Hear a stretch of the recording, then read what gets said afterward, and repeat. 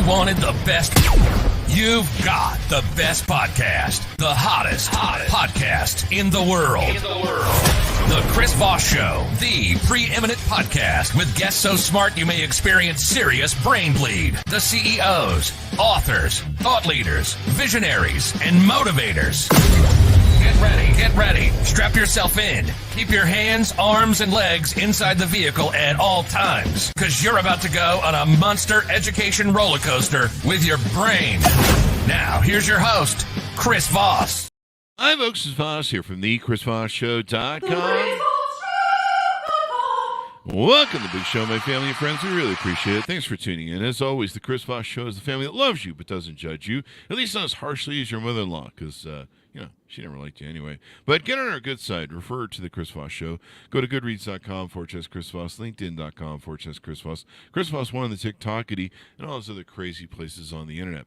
As always, we have amazing authors on the show. We have the latest author on the show with his book coming out April 22nd, 2024. Fish Nealman is going to be joining us on the show. It's the second book in his trilogy called Esteban, Love's Irony.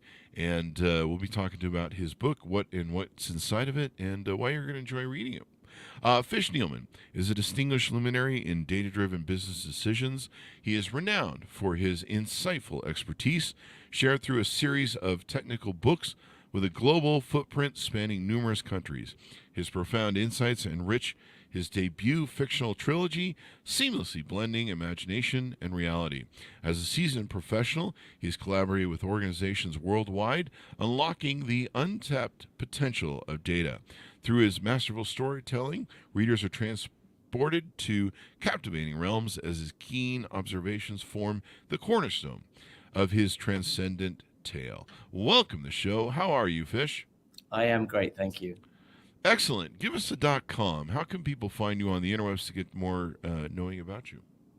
I have a website that is tales.fish. So if you think about it, fish tales. Fish Tales. Tales is TALES.FISH. There you go. So give us a 30,000 overview. What's inside your new book? It's part of book 2 of a trilogy. The overall trilogy deals with protagonist Esteban. The 3 stories are Love Ordeal, Love's Irony, and Love's Triumph. But it fundamentally deals with an individual that actually has a mental condition that he's suffering with, but he doesn't know about it, and nobody around him ever knows about it. Only actually the reader of the book ever finds out about it.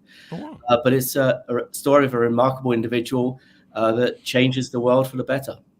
There you go.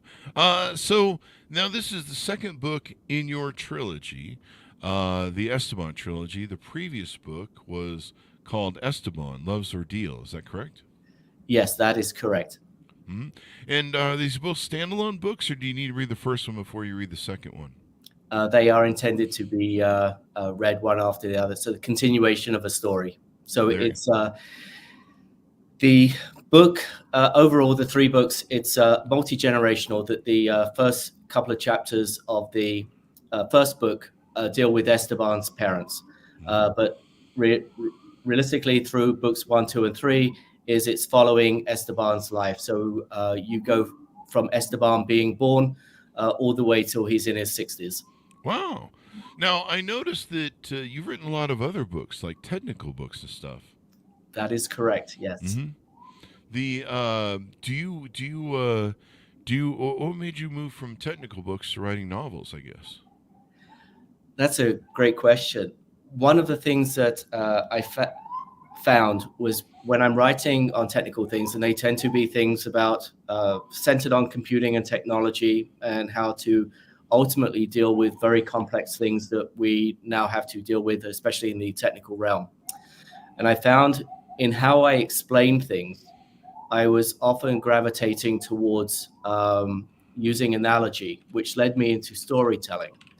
So I found that I was explaining complex technical issues through storytelling. And my wife made an observation to me, why don't I just write a story? So listening to my wife, I did. There you go. Sometimes they know best, or sometimes they're just trying to get you out of their hair. So there you go.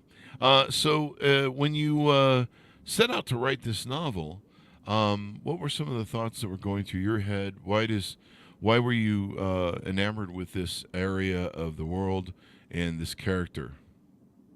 I wanted to write something that I really hadn't read before, and I wanted to write something that I thought had a great ending. I've often found in reading fiction that there can be wonderful stories, and by the time you get to the end, the way it ends leaves you a little wanting. So I wanted to write something that, in how I interpreted it, I mitigated that issue.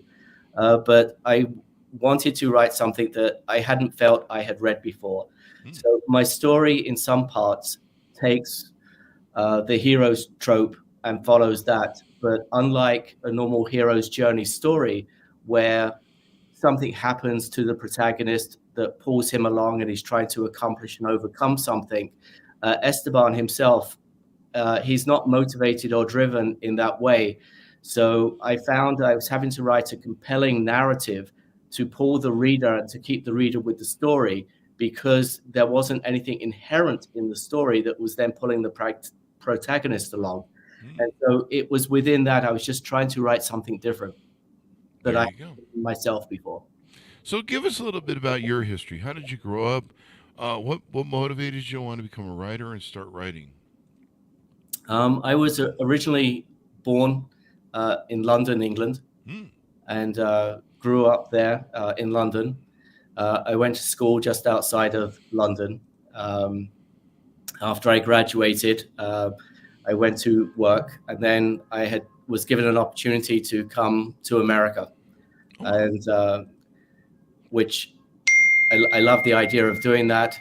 And so I came over, and I worked actually in Iowa. And so coming from London to Iowa, there was a little bit of culture shock in there. Mm. But it was a wonderful place to be, because being in a new country, fairly young, and not knowing anything, it was a very comfortable, safe type of environment to be. Also, being in Iowa, it allowed me to readily go see the rest of the US and see what was on offer there.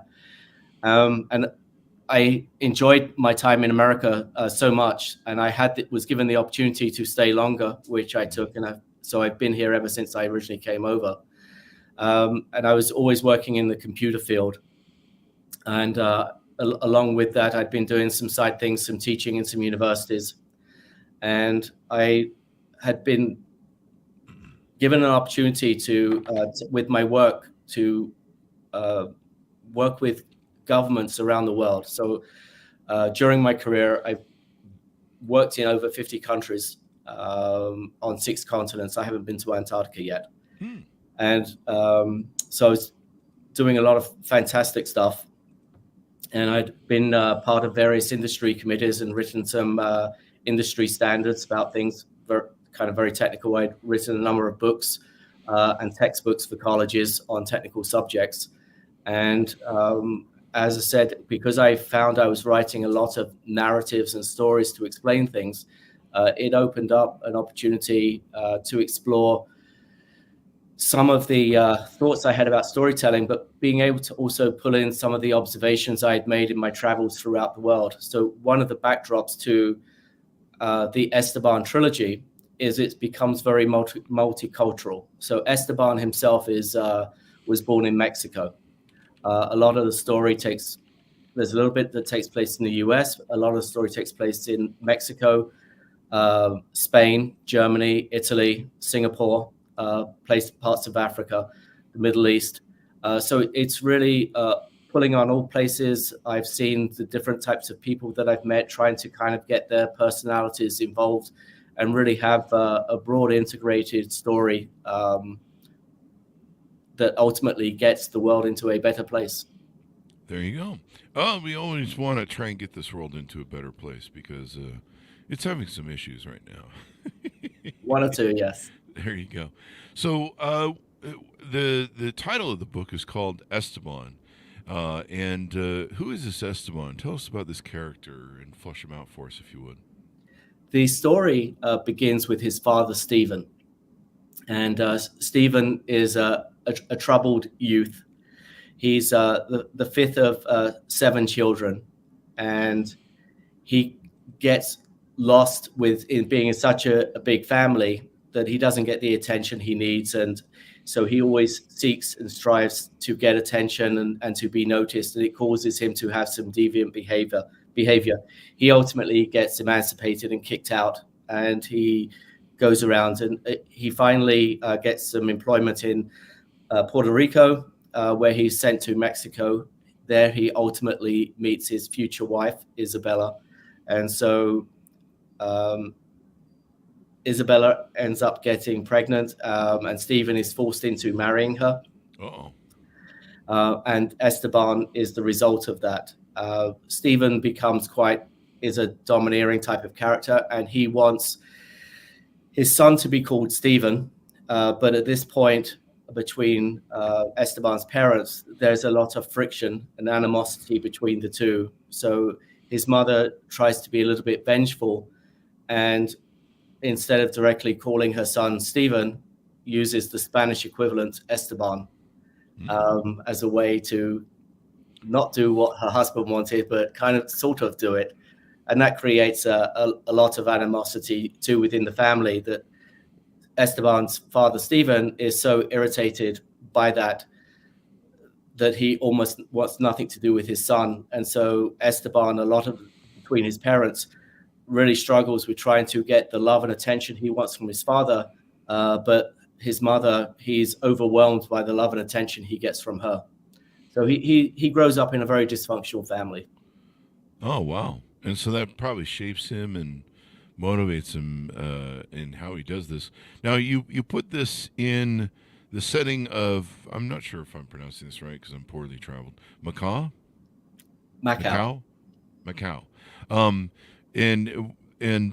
So what made you choose that setting and city? So one of the things, so within the beginning of the story, in the dysfunction I just described, in terms of Esteban's mother, she makes Esteban perfect. In terms of Esteban's father, his father makes him crazy. So between the two, they make him perfectly crazy. Esteban has a number of struggles, and certainly within depression. The backbone of Esteban's mental health issues is that he is schizophrenic. Oh, wow.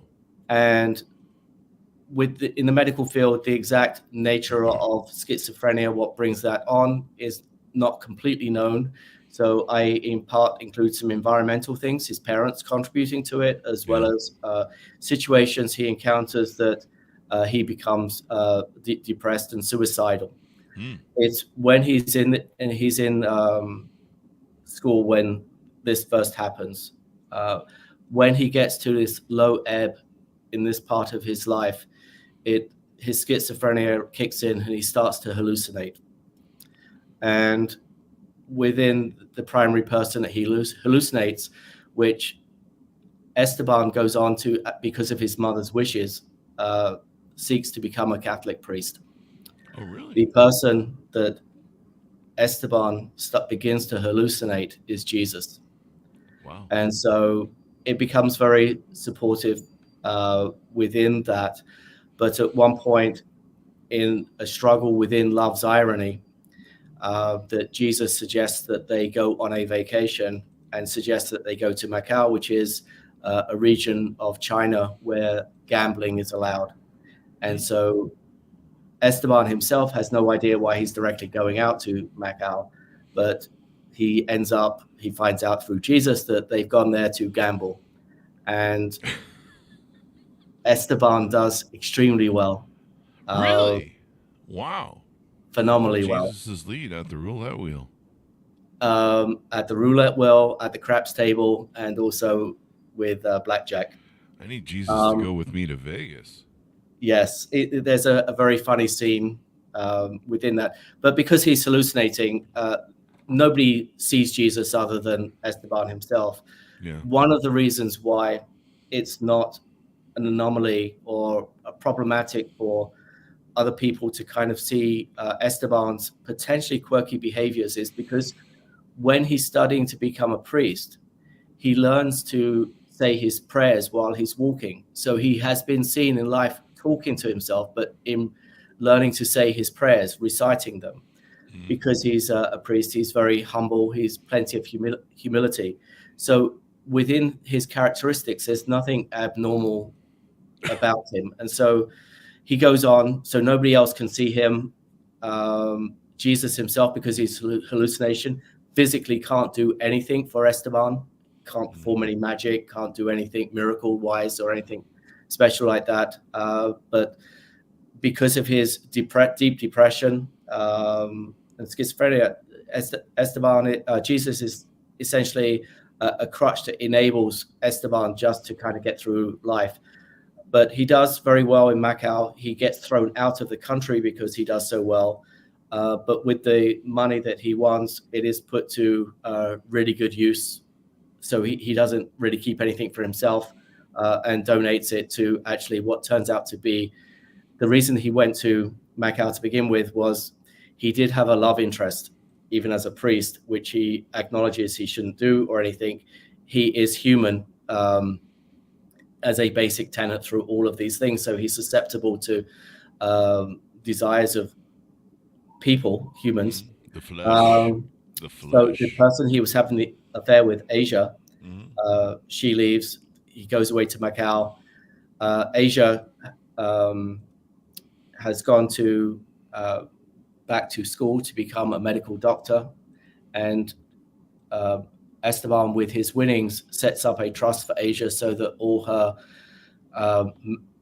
education is paid for, and that she has a trust to build a corporation that can do good in the world, which he does with that. There you go. It sounds like a very interesting, intriguing book as it goes through it. Of course, you can't tell us the middle ending. That's one of the challenges with novels. But yeah, it sounds like he's definitely conflicted because he's a priest, and I don't think you're supposed to fall in love, right? You're supposed to. No, it's the book itself.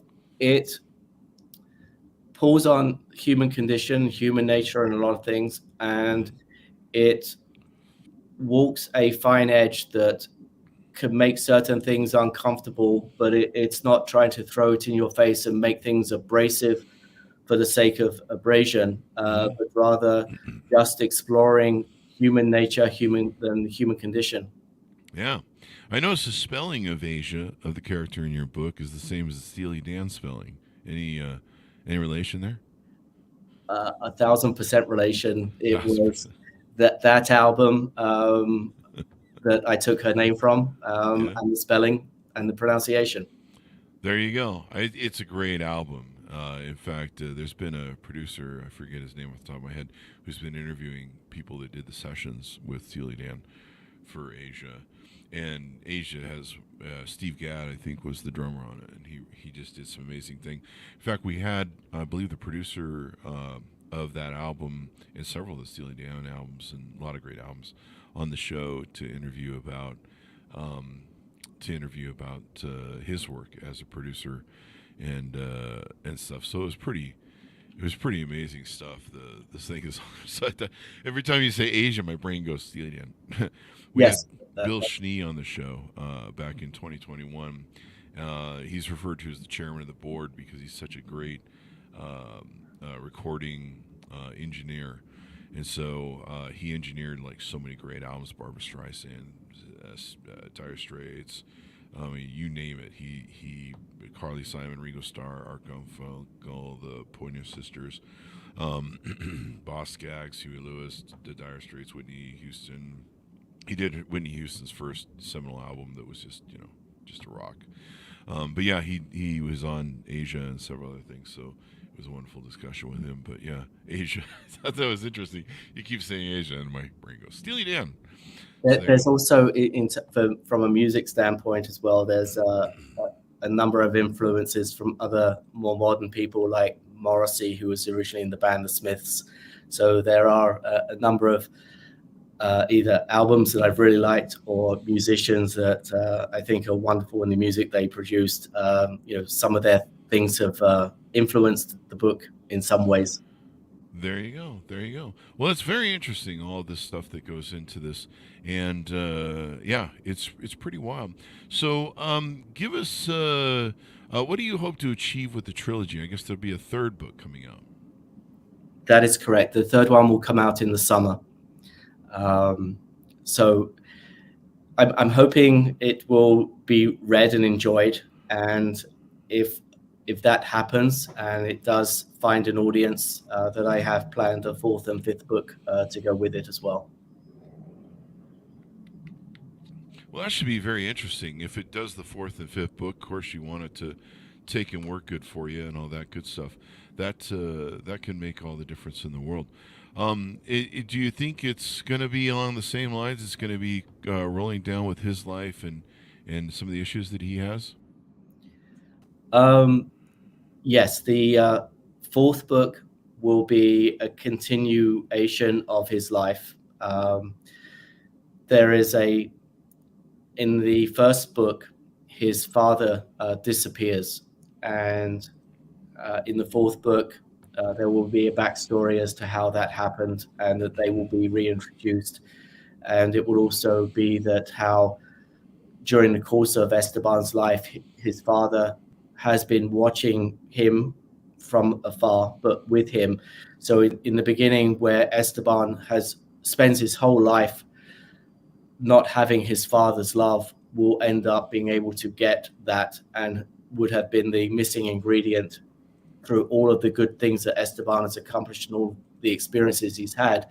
He will be able to kind of close that one missing part of his life. Oh, that should be helpful. Trying to get your dad's love sometimes can be hard. Yes. Because sometimes dads, well, they just don't like you. I think that's how my dad was for half my life. It's like, I don't know about this kid. I'm not sure if I like him or not, but I guess it turned out pretty good in the end. That, or he just accepted me for who I was. He's like, I'll put up with this kid. He seems okay. I think he half turned out okay. So there you go. Anyway, final thoughts as we go out. Tell people where to pick up the book, final sales pitch, and .com, where people can find you on the interwebs. Okay, great. The book is available everywhere worldwide that you can buy a book. So Amazon, Barnes and Noble, Target, Walmart in America, or various international Amazon sites. It is available in Kindle, hardback, paperback, as well as an audiobook. So hopefully it will be readily accessible to everybody. My website, as I said, is tales.fish, TALES.FISH. And you can email me from my website, or if people want to be able to reach out, I am on Twitter, Instagram, Facebook, or if they want to reach me via email, it's just fish@tales.fish. There you go. Well, it's been wonderful to have you on. Thank you very much, Fish. We really appreciate it. I appreciate it so much. Thank you. There you go. And pick it up, folks, wherever fine books are sold. It'll be out April 22nd, 2024, next week. And pick up the original book. You can read it real quick before the new one comes out, and that way you'll be up to par. Thanks for tuning in. Go to goodreads.com/Chris Foss, LinkedIn.com/Chris Foss, Chris Foss1, the TikTokity, and all those crazy places on the internet. Thanks for tuning in. Be good to each other. Stay safe. And we'll see you guys next time.